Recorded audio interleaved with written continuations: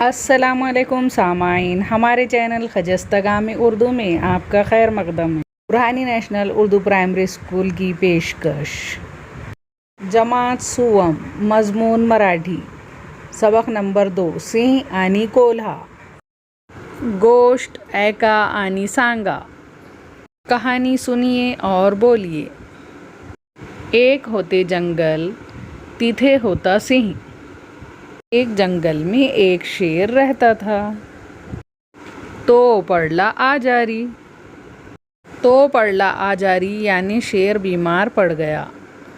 कोल्हा आला त्याला भेटायला। कोल्हा शेर से मिलने के लिए आया। सिंह म्हणाला, मी आजारी आहे, मला भूक लागली। शेर ने कोल्हे से कहा, मैं बीमार हूँ और मुझे भूख लगी है, तू इथे जवळच शिकार शोध। और कहा कि तू इधर नज़दीक ही शिकार ढूंढ। लगेच निघतो, कोल्हा म्हणाला।